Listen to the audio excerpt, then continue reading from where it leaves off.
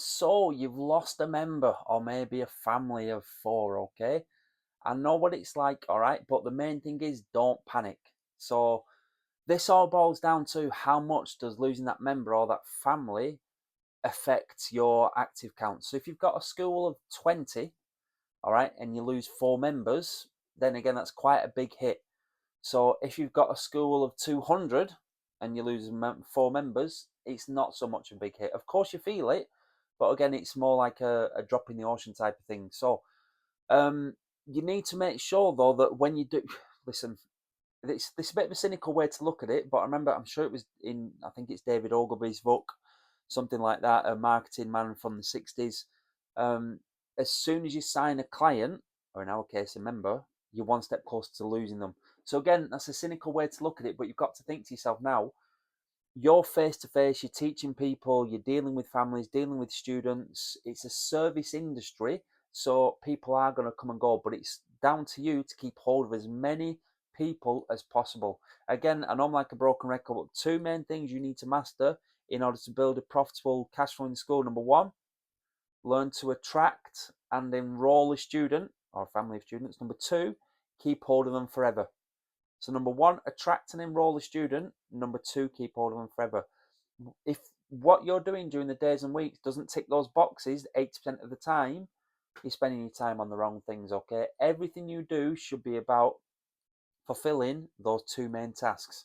So anyway, when you do lose a member, you need to know really where your active count is, what your net enrollments are, whether or not you've met your key result areas for key performance indicators for that particular month. It all boils down to your stats and so on. So when we were at our, now we had two different peaks really. At our height, I think we had like 364 members. This is a single school. But when we were at 364 members, we were doing lots of things wrong, charging per lesson and this type of stuff, having lots of different, not even programs really, options available, bronze, silver, gold, ladies only, and all this type of nonsense. So although we had 364 members, that wasn't as successful or as cash flowing as when we had about, I think it was about 210, 220 members, because our price point was a lot higher and we managed to master keeping hold of students a lot longer. So don't feel that, my school needs to have 200 members, 300 members, 400 members, 500 members.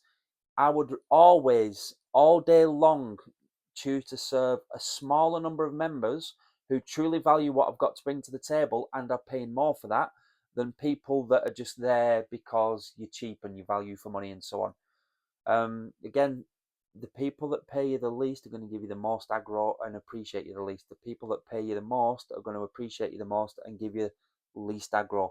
I know that from first-hand experience, okay? So getting back to it now then, I know I've said that twice now. So the first thing is don't panic when you lose members. It's going to happen. But what you do need to do is you need to track at what stage you're losing them and why you're losing them.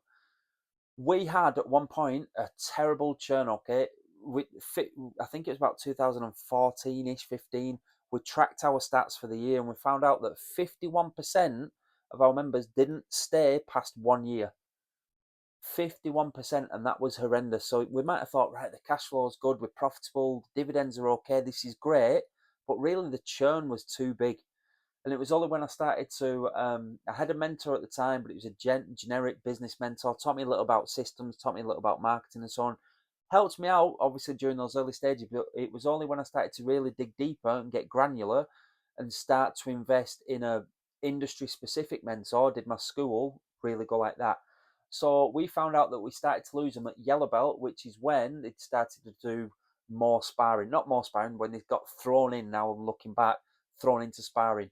They were sparring with other yellow belts. Obviously, some people had more contact than others. Some people just hit too hard.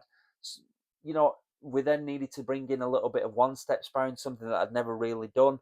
We then needed to make sure that they were only ever on freestanding bags for the first couple of months, just getting them used to movement, getting used to then doing one-step drills and so on. So anyway, I'm going a little bit off topic there, but what I want you to understand is you need to know when you're losing them. Excuse me. So is it at a certain belt? Is it a certain stage? You need to then know why you've lost them. So I would always carry out just a quick phone call. Again, if you're speaking to them regularly and you've got that rapport, they shouldn't mind you contacting after they've left to find out why that they've left. Okay, so that's down to you. And again, if you're doing retention calls, which you should be doing every few weeks, touching base with members, letting them know that you appreciate the business, letting them know if there's anything you can do to improve, then you calling them after they've left shouldn't be an awkward conversation. It should be something like, and again, you should have a decent script about this. I'm really sorry now that you've decided for, again, I'm going to use my classic example, Bob not to continue. I thought he was doing really well in lesson. He seems to be doing good. I know it's getting a little bit harder now, the syllabus, but um, if you could let us know some of the reasons why you decided to stop, then it could help me moving forward, because obviously I'm passionate about my art and I want to make sure that the students that enroll with us, benefit as I've done over the years, because I know it's helped me become a lot better of a person. And then you try and dig a little bit deeper into why they did leave. It might be something out of your control, but at the end of the day, you need to record that, because most of the time it will be something that you can control. Well, I used to come down on Sundays and I never liked the instructor.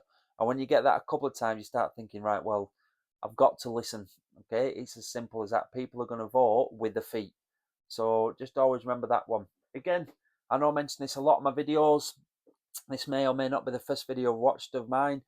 Please invest in a copy of that. Okay, that's my book, How to Build a Highly Profitable Martial Arts School.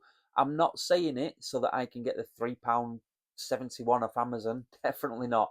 All right, it's not about that at all. It's about helping you improve and build a substantial cash flowing business that is very, very professional and pays you professionally for the excellent service that you're providing for your students and their families.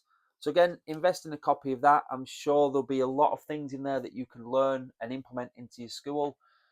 But yeah, just to summarize, don't panic when you lose a member. Most of the time, especially if you're doing your attendance tracking every week, you know the members that are flagging. And the members that are flagging, you need to make sure you're on them. Again, it's prevention versus cure. Prevention is always better than cure. So if you're doing all of those things, you should be able to see when people are slowly starting to drop out, because it's hardly ever they're doing 2 or 3 lessons a week and then bang, they don't come down again. It's normally doing 2 lessons a week, they'll drop one, then they'll go back to 2 lessons a week, then for a fortnight they'll do 1 lesson, and then they might miss a week and then they'll come back and do 1 lesson. They tend to just drift away, and that's up to you to keep on top of your attendance really and know who is drifting away and have those systems in place to make sure that you're preventing them drift away to try and bring them back into the fold. So yeah, just another quick video.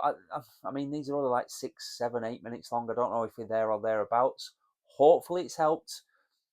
Please subscribe to the channel, because I need to know who's watching these and if you're finding some benefit from it, because we'll track the statistics every week, and if people are subscribing, it shows us that what we're putting out people want to see more of. If the subscriber stays at the same level, then obviously we tend not to put videos out based on the ones we've done that week. But good luck, everybody. Keep taking steps further forward. Please subscribe to the channel. Give it a like as well. Have a look on my website, and that's an old website. Okay, so the website is dervish.com. That's my name. Read some blogs on there as well. Have a look around this YouTube channel. I'm there to help, but ultimately, if you do want to take it a step further forward and grow your school and your life and your business to unbelievable levels, then get in touch. All the best, everybody. Take care.